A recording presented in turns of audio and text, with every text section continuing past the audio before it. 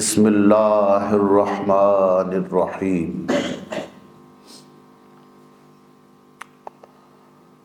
ان اللہ وملائکتہ یصلون علی النبی یا ایھا الذین آمنوا صلوا علیہ وسلموا تسلیما۔ اللہم صل علی سیدنا محمد معدن الجود والکرم وعلی آلہ وبارک وسلم۔ صلاۃ و سلاما علیک یا رحمۃ للعالمین وعلی آلک واصحابک یا شفیع المذنبین۔ اللہم صل علی سیدنا محمد وعلی آل سیدنا محمد فی الاولین والآخرین وفی الملأ الاعلی الی یوم الدین۔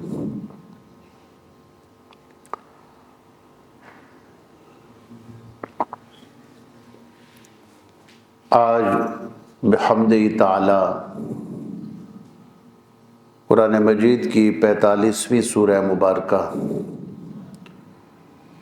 سورہ جاثیہ کا تیسرا رکوع ہمارے سامنے ہے، جس کے مضامین کچھ یوں ہیں: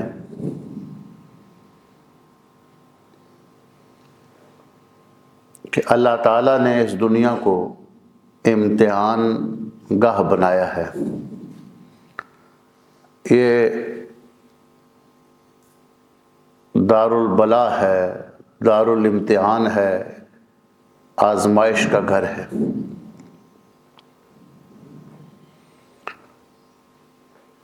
اس میں جو بندہ اچھے اعمال کرے گا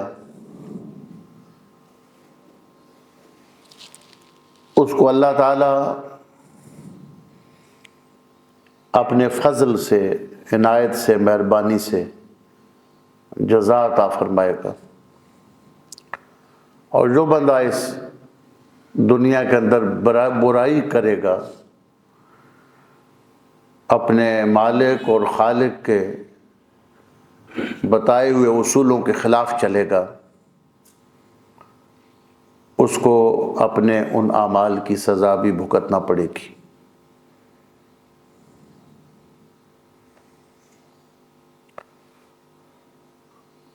اللہ چاہے تو بڑے سے بڑے مجرم کو معاف فرما دے، گناہگار کی بخشش فرما دے۔ اگر ایسا ہو تو یہ اللہ کے فضل اور اس کے کرم کا معاملہ ہے۔ کچھ لوگ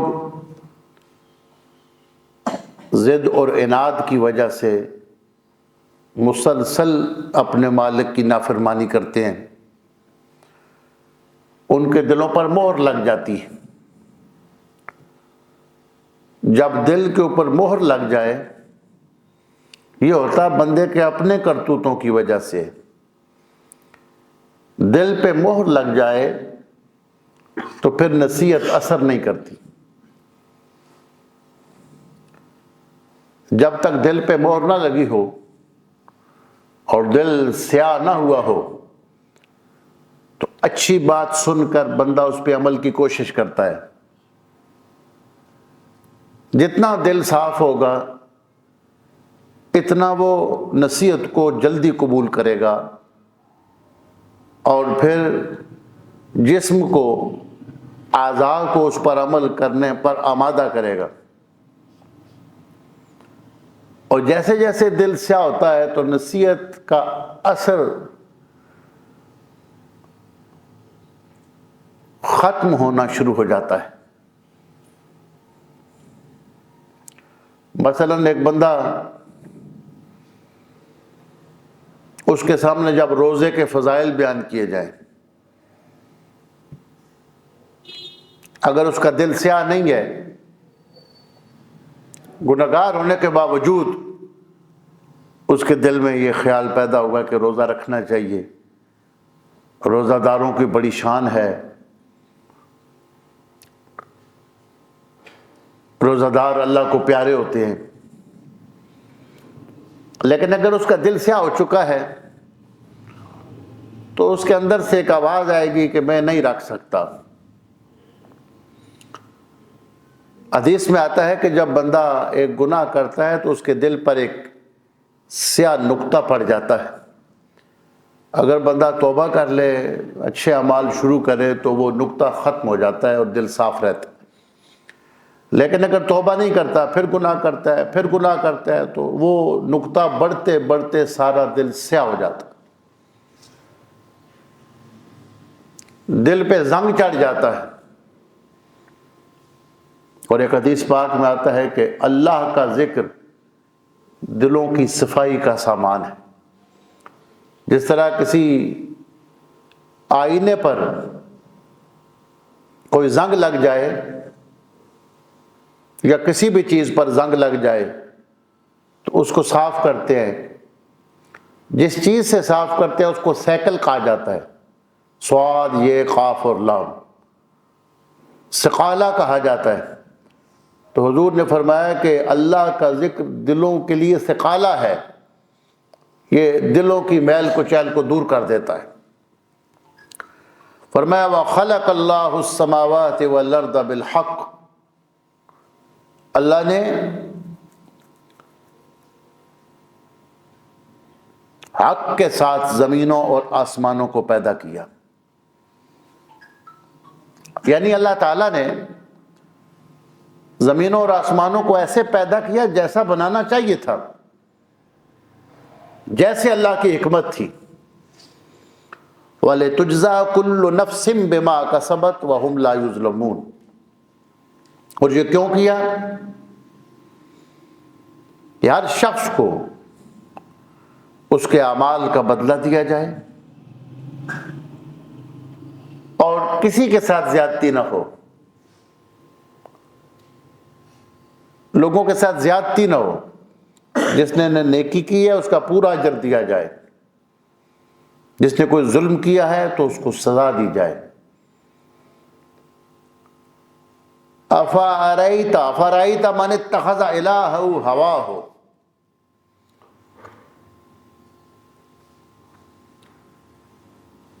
فرمایا کہ ذرا دیکھیے تو صحیح اس شخص کو جس نے اپنی خواہشات کو اپنا معبود بنا لیا، اپنے نفس کی خواہشات پہ عمل کرتا ہے ایسے جیسے اپنے معبود کی بات پہ عمل کرنا چاہیے۔ خواہش نفس کو خدا بنا لیا، اپنے دل کے اندر یہ بت پالتا رہا خواہش نفس کے۔ یہ بہت بڑا بت ہے جو نظر نہیں آتا۔ طبرانی میں یہ حدیث ہے اور بڑی اہم روایت ہے۔ رسول اللہ صلی اللہ علیہ وآلہ وسلم نے ارشاد فرمایا کہ روئے زمین پہ سب سے بڑا بت جس کی پرستش کی جاتی ہے وہ خواہش نفس کا بت ہے۔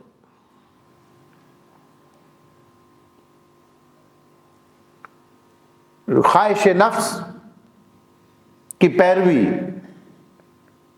اللہ کے احکام کو چھوڑ کر نفس کی بات پر عمل کرنا،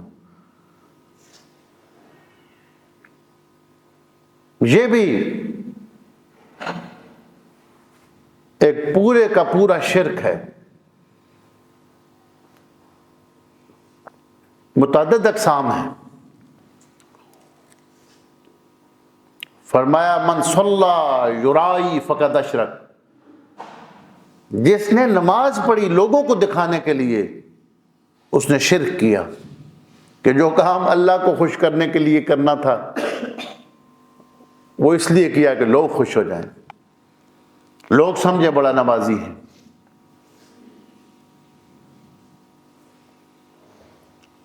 ایسے ایسے لوگ اس دنیا میں گزرے ہیں۔ موطا امام مالک کی ایک صحیح حدیث ہے، عراق سے ایک شخص مدینہ طیبہ میں حاضر ہوا۔ حضرت سیدنا ابو بکر صدیق رضی اللہ تعالیٰ عنہ کی خلافت کا دور تھا۔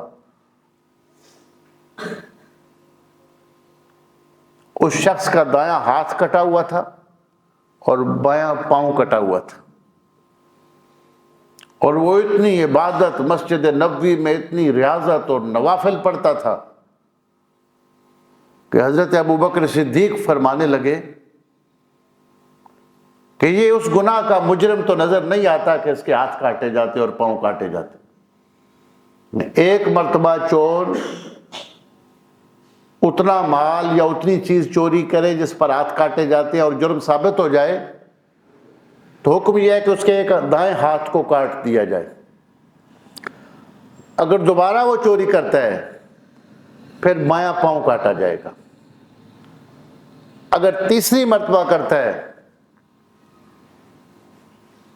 پھر بایاں بازو کاٹا جائے گا، جب چوتھی مرتبہ کرتا ہے تو پھر دایاں پاؤں کاٹا جائے گا۔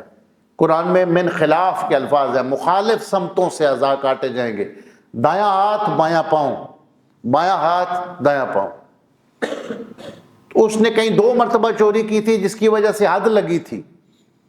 عراق سے آیا مدینہ شریف میں، مسجد نبوی میں اتنی عبادت کرتا تھا کہ حضرت ابوبکر صدیق جیسا صاحب بصیرت بندہ بھی یہ فرماتے تھے کہ یہ مجرم نظر تو نہیں آتا ہے، کیسے اس کے ہاتھ کٹ گئے، کیسے پاؤں اس کا کٹ گیا، کیسے چور کی حد اس پہ لگ گئی، سزا مل گئی۔ انہیں دنوں میں حضرت ابوبکر صدیق کے گھر سے ان کی حرم محترم اہلیہ مائی صاحبہ حضرت اسماء بنت امیس کا ہار چوری ہو گیا۔ حضرت ابوبکر صدیق کے گھر سے ہار چوری ہو، اس کی تلاش شروع ہو گئی اور وہ دوسرے لوگوں کے ساتھ مل کر مدینہ شریف کے گلیوں میں اور ادھر ادھر پھر کے تو تلاش کرتا تھا چور کو، وہی بندہ، اور کہتا تھا اللہ چور کو اس کے انجام تک پہنچا، چور کو تباہ کر دے۔ اب دیکھیں کچھ دنوں بعد پتہ چلا کہ اسی نے چوری کی، گواہ بھی آ گئے اور اس نے اعتراف بھی کر لیا کہ میں نے چوری کی ہے۔ تو حضرت ابوبکر صدیق فرماتے تھے کہ مجھے اس کی چوری پہ زیادہ تعجب نہیں، اس کے بد دعائیں دینے کے انداز پہ زیادہ تعجب ہے کہ ساتھ ہو کر مدینہ شریف میں، مسجد نبوی میں اور مدینہ شریف کے بازاروں میں کہتا تھا جس نے چوری کی ہے وہ تباہ ہو جائے، برباد ہو جائے۔ خود چوری کی ہوئی تھی۔ اسے کہتے ہیں نالے چوری نالے سینہ زوری، اور فارسی والے کہتے ہیں کہ کیسا دلیر چور ہے کہ بکف چراغ دارد، ایسا دزد ہے کہ اپنے ہاتھ میں چراغ لے کے چوریاں کرتا ہے۔ تو جب خواہشات نفس کی پیروی کی جاتی ہے، فرمایا وَأَضَلَّهُ اللَّهُ عَلَىٰ علم، اللہ تعالیٰ نے علم کے باوجود اس کو گمراہ کر دیا۔ اللہ کے گمراہ کرنے کا مطلب یہ ہے کہ وہ گمراہی میں پڑا رہا، اپنی بدعمالیوں اپنے ضد کی وجہ سے وہ گمراہی میں تھا، تو اللہ نے اس کو گمراہی سے ہدایت کی طرف لانے کا انتظام نہیں فرمایا، گمراہی میں اللہ نے اس کو چھوڑ دیا۔ اضلہ اللہ علی علم، علی علم یہ حال ہے، یا تو اضلہ اللہ میں اس میں جلالت جو فاعل ہے اس سے حال ہے، یا اضلہ اللہ میں جو ہو ضمیر منصوب متصل مفعول ہے اس سے حال ہے۔ دونوں صورتوں میں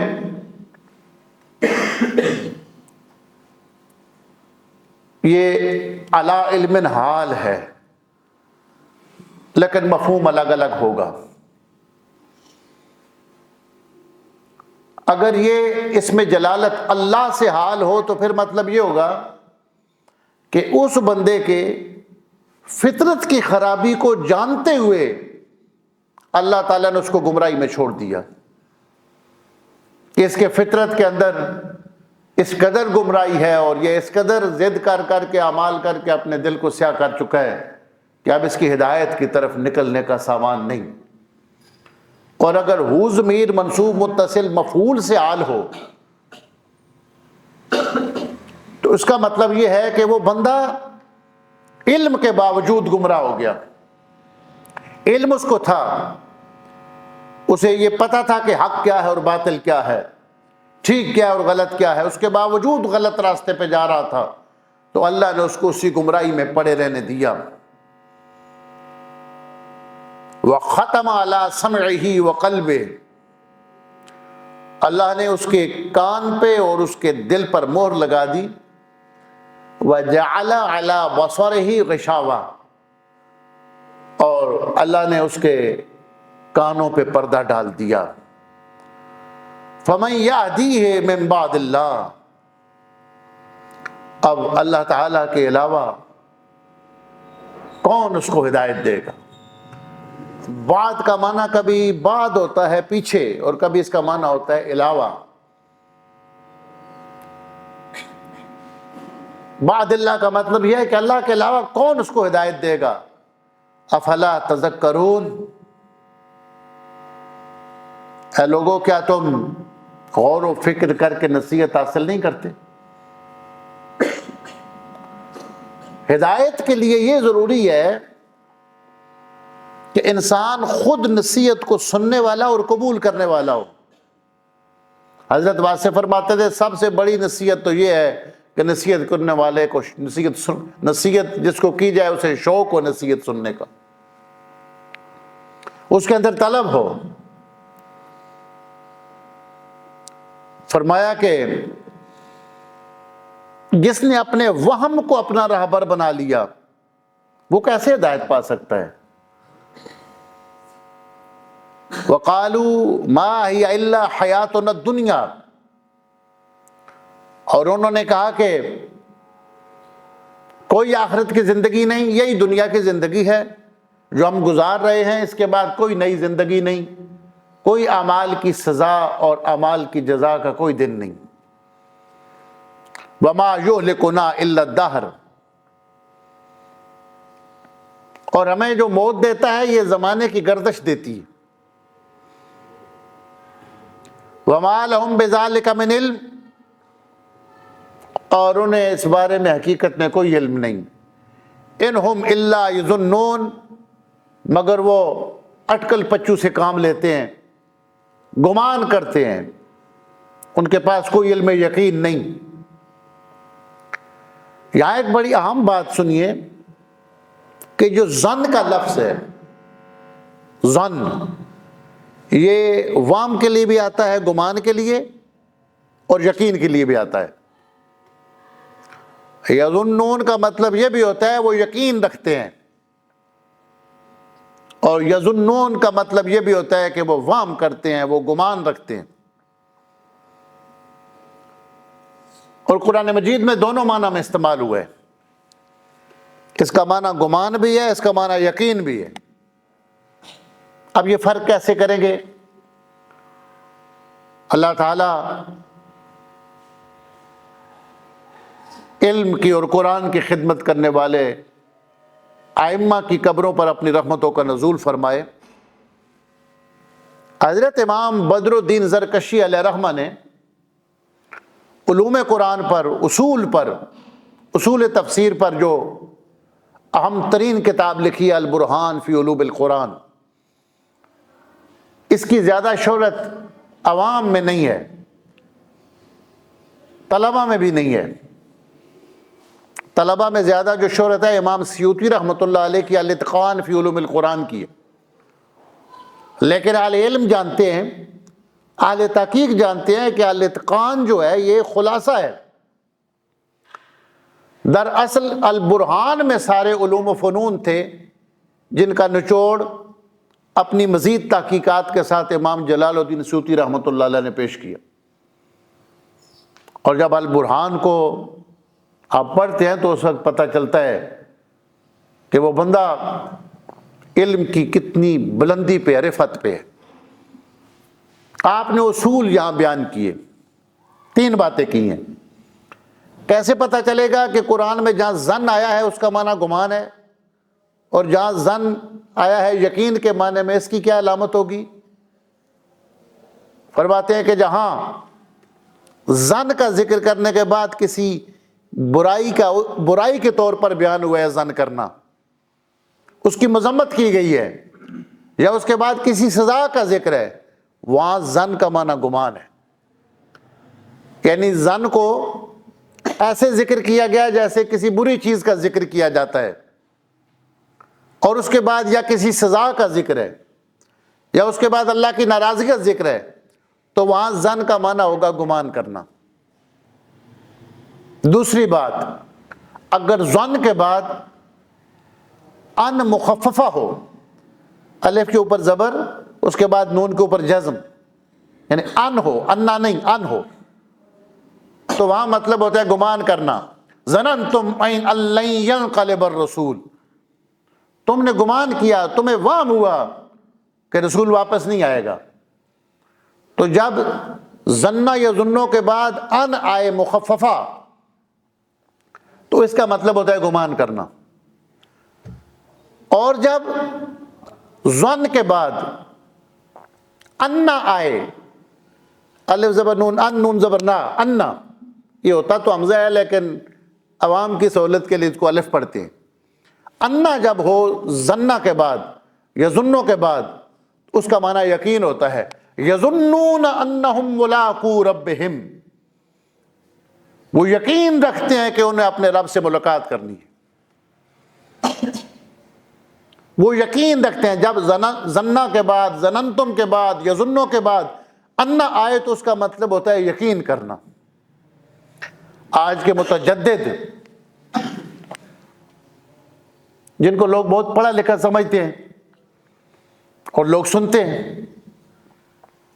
جاوید احمد غامدی صاحب، ایک میں ان کا کلپ سن رہا تھا، وہ فرماتے ہیں کہ قیامت کے بارے میں یقین رکھنا ضروری نہیں، بھائی یہ گمان ہو کہ قیامت آئے گی۔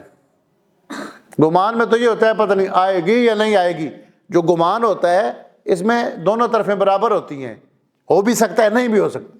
کہتے ہیں اتنا کافی ہے بھائی یہ بندہ گمان کرے کہ قیامت آئے گی، اور قرآن کی آیت پڑھتے ہیں یظنون انہم ملاقو ربہم، یا ظن کا معنی وہ گمان کرتے ہیں۔ میں نے ایک بزرگ سے اس کا ذکر کیا تو وہ فرمانے لگے کہ ان کا اصول یہ ہے کہ عقیدہ بناتے ہوئے نص سے تجاوز نہیں کرنا چاہیے۔ تو میں نے کہا کہ دوسری نص سے تجاہل بھی تو نہیں کرنا چاہیے۔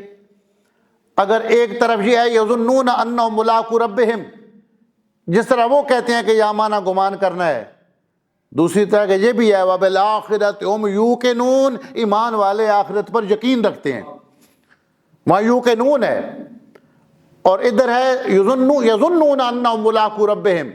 جب ظنہ یظنوں کے بعد انا آئے تو وہ یقین کے معنی میں ہوتا ہے۔ یہ حضرت امام زرکشی نے علیہ الرحمہ نے البرہان میں یہ اصول بیان کیے۔ وَإِذَا تُتْلَى عَلَيْهِمْ آيَاتُنَا بَيِّنَاتٍ، اور جب ان کے سامنے ہماری واضح آیتیں پڑھی جاتی ہیں، مَا كَانَ حُجَّتُهُمْ إِلَّا أَنْ قَالُوا ائْتُوا بِآبَائِنَا إِن كُنتُمْ صَادِقِينَ۔ اب وہ کیا کہتے ہیں جب یہ کہا جائے کہ قیامت آئے گی اور مرنے کے بعد تمہیں زندہ کیا جائے گا، تو ان کی آگے سے حجت کیا ہوتی ہے؟ کہتے ہیں کہ اگر مرنے کے بعد زندہ ہونے کی کوئی بات ہے تو ہمارے جو باپ دادا دنیا سے چلے گئے انہیں زندہ کر کے دکھائیں۔ کہتے ہیں قالوا ائتوا بآبائنا، ہمارے آباء و اجداد کو لے آؤ، ان کنتم صادقین، اگر تم سچے ہو، پھر ہم مان لیں گے کہ مرنے کے بعد زندہ ہونا ہے۔ اللہ فرماتے ہیں ان کو جواب دیجئے قل اللہ یحییکم، اللہ تمہیں زندہ کرے گا، ثم یمیتکم، پھر تمہیں موت دے گا، ثم یجمعکم الی یوم القیامہ، اللہ نے ایک دن رکھا ہوا ہے جس دن تمہیں اکٹھا کرے گا، سب کو زندہ کر کے وہاں اکٹھا کرے گا، لا ریب فیہ، جس دن میں کوئی شک نہیں ہے، ولکن اکثر الناس لا یعلمون، لیکن اکثر لوگ اس کو نہیں جانتے۔ ایک دن ہے، آہستہ آہستہ لوگ اپنے اپنے وقت پہ مر رہے ہیں، اور جب قیامت کے قریب کا دن ہوگا جس دنیا کو ختم کیا جائے گا، تو جناب اسرافیل علیہ السلام وہ ایک سینگ نما ان کے پاس ایک چیز ہے جس میں وہ پھونک ماریں گے اور ایسی خطرناک قسم کی آواز پیدا ہوگی کہ جتنے لوگ روئے زمین پہ زندہ ہیں سب مر جائیں گے۔ اس کو سورہ اسرافیل کہتے ہیں۔ اس کے ساتھ اور ابن عباس فرماتے ہیں کہ جب سے نبی پاک علیہ الصلاۃ والسلام کی بعثت ہوئی، نبی پاک علیہ الصلاۃ والسلام کو اعلان نبوت کا حکم دیا گیا، اس سے لے کر اب تک وہ اس آلے پر جس میں انہوں نے پھونک مارنی ہے منہ مبارک رکھ کے وہاں انتظار میں ہے کہ کب حکم ہو اور قیامت برپا کر دی جائے۔ یعنی سورہ اسرافیل علیہ السلام کی وہ ایسی آواز ہوگی جس سے وہ آواز پیدا ہوگی، وہ ان کی پھونک سے، جس میں سب لوگ جتنے زندہ مر جائیں گے۔ سورہ اسرافیل۔ حضرت حکیم الامت علامہ اقبال رحمۃ اللہ علیہ نے جس طرح مردہ قوم کو جگایا، یعنی دوبارہ جب سورہ اسرافیل ہوگی تو سارے لوگ زندہ ہو جائیں گے، پہلی سور کے ساتھ سارے مر جائیں گے۔ تو اقبال کا پیغام جو تھا وہ زندگی دینے والا تھا اور مایوس دلوں کے اندر یقین کے چراغ روشن کرنے والا تھا۔ مردہ قوم کے اندر ایک زندگی کی روح ڈالی۔ تو ایک مقام پر فرماتے ہیں حضور حق میں اسرافیل نے میری شکایت کی، یہ بندہ حشر سے پہلے قیامت کر نہ دے برپا، کہ میرا کلام ایسا ہے جو مردوں کو زندہ کر دیتا ہے، سوئی ہوئی قوم کو جس نے جگا دیا ہے۔ حضور حق میں اسرافیل نے، شعر کو شعر کی حیثیت سے سمجھنا چاہیے، ہر بات فتویٰ لگانے کے لیے نہیں ہوتی۔ وہ کہنا یہ چاہتے ہیں کہ اسرافیل علیہ السلام پھونک ماریں گے تو مردے زندہ ہو جائیں گے، اور اللہ نے مجھے یہ طاقت دی ہے کہ میں نے سوئی قوم کو جگا دیا ہے اور مردہ دلوں کو زندگی کا پیغام دے دیا ہے۔ حضور حق میں اسرافیل نے میری شکایت کی، یہ بندہ حشر سے پہلے قیامت کر نہ دے برپا۔ قل اللہ یحییکم ثم یمیتکم،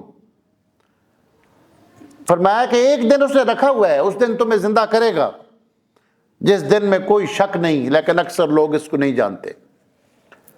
تیسرے رکوع کا درس مکمل ہوا ہے۔ اللہ تعالی ہماری حاضری کو قبول فرمائے۔